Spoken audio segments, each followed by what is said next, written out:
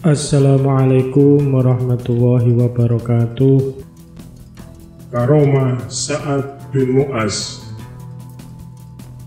Abu Nu'aim meriwayatkan bahwa Sa'ad bin Abi Waqqas berkata, ketika Sa'ad bin Mu'az wafat setelah selesainya perang Khandaq, Rasulullah keluar dengan terburu-buru sampai kain ridhonya yang terjatuh tidak dihiraukannya lagi dan tanpa menoleh kepada siapapun. Ketika ditanya oleh para sahabat, apakah sebabnya engkau berjalan terburu-buru ya Rasulullah? Jawab Nabi, aku takut didahului oleh para malaikat untuk memandikannya sebagaimana para malaikat mendahului kami ketika memandikan Handalah.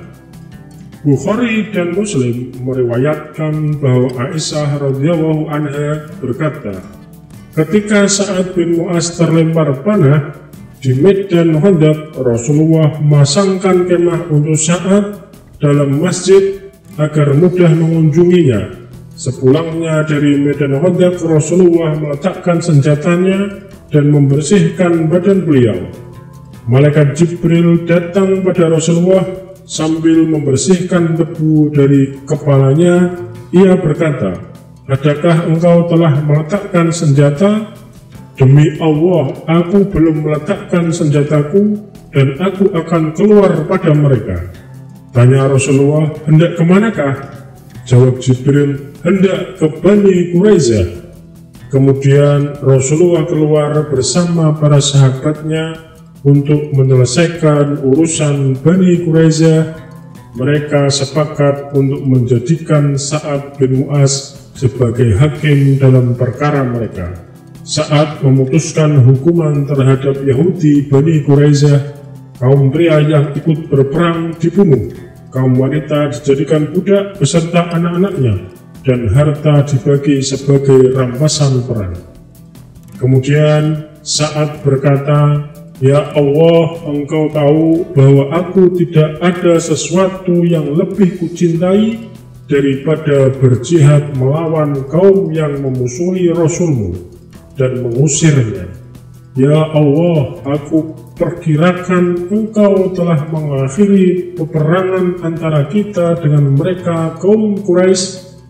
Ya Allah, jika memang masih ada peperangan antara kita dengan mereka, aku mohon engkau panjangkan umurku sampai aku dapat berjuang melawan mereka.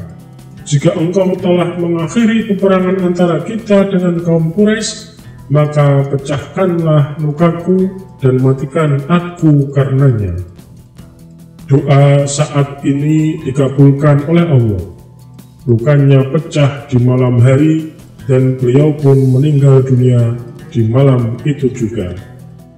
Baihaqi meriwayatkan bahwasannya Jabir berkata, Sa'ad terkena panah di sebelah lengannya hingga terputus urat lengannya, sehingga darahnya banyak mengalir keluar. Melihat hal itu, Sa'ad berdoa, ya Allah, jangan aku dimatikan sebelum aku puas melihat Bani Quraisyah menyerah. Darah Sa'ad segera berhenti, tidak setetes pun yang mengalir keluar sampai Bani Quraisyah menyerah dan menerima hukuman Sa'ad. Setelah Yahudi Bani Quraisyah dijatuhi hukuman mati, lukanya segera pecah dan Sa'ad pun meninggal dunia. Imam Baihaqi pernah meriwayatkan dari Ibnu Umar radhiyallahu anhu bahwasanya ketika Sa'ad bin Mu'az wafat, Rasulullah pernah bersabda, aras bergerak dan jenazahnya diiringi oleh sebanyak 70.000 malaikat. Imam Baihaqi juga meriwayatkan dari Jabir bin Abdillah bahwasanya ketika Sa'ad bin Mu'az wafat, malaikat Jibril datang pada Rasulullah dan bertanya, siapakah gerangan seorang saleh yang mati yang dibukakan baginya pintu-pintu langit dan aras pun ikut bergerak karenanya? Ketika diselidiki oleh Rasulullah dari para sahabatnya, ternyata yang wafat itu adalah Sa'ad bin Mu'az. Ibnu Sa'ad meriwayatkan bahwa Maslamah bin Aslam bin Hurais berkata, Rasulullah SAW masuk rumah. Tidak seorang pun dalam rumah itu selain jenazah Sa'ad bin Mu'az yang ditutupi dengan kain. Aku lihat Rasulullah berjalan seolah-olah melangkahi orang-orang. Kemudian beliau memberi isyarat padaku untuk berhenti dan aku pun segera berhenti. Orang-orang yang berada di belakangku pun juga ikut berhenti. Rasulullah duduk sebentar, kemudian beliau keluar. Aku bertanya pada Rasulullah, "Ya Rasulullah, tidak seorang pun yang kulihat dalam rumah itu. Tapi mengapakah aku lihat engkau berjalan seolah-olah melangkah-langkahi orang banyak?"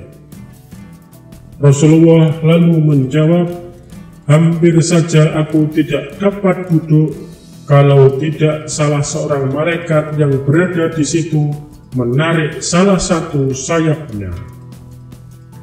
Abu Nu'aim juga meriwayatkan bahwasanya As'ad bin Ishaq bin Sa'ad bin Abi Waqqas berkata, di hari wafatnya Sa'ad bin Mu'az, Rasulullah duduk kemudian melipatkan kedua lututnya sambil berkata, ada seorang malaikat datang tidak mendapatkan tempat duduk. Karena itu aku longgarkan baginya tempat duduk. Ketika jenazah Sa'ad dibawa, salah seorang munafik berkata, tidak pernah kami memikul mayat seringan ini. Jawab Rasulullah, ada 70.000 malaikat yang belum pernah menginjakkan kakinya di atas tanah sedikit pun yang ikut mengiringinya. Ibnu Sa'ad dan Abu Nu'aim meriwayatkan dari Muhammad ibnul Munkadir bahwasanya Muhammad bin Surahbil bin Hafsah berkata, ada seorang sahabat yang mengambil segumpal tanah dari kubur Sa'ad bin Mu'az. Setelah dilihatnya, tanah itu mengeluarkan bau harum. Waktu ditunjukkan kepada Rasulullah, beliau bergembira sambil berkata, Subhanallah, Subhanallah. Kemudian beliau berkata, Alhamdulillah, jika memang ada seorang yang selamat dari himpitan kubur, pasti Sa'adlah yang akan diselamatkan. Semulanya ia dihimpit kubur, kemudian ia diselamatkan oleh Allah Subhanahu wa Ta'ala. Ibnu Sa'ad meriwayatkan bahwa Abi Sa'id Al-Khudri radhiyallahu anhu berkata,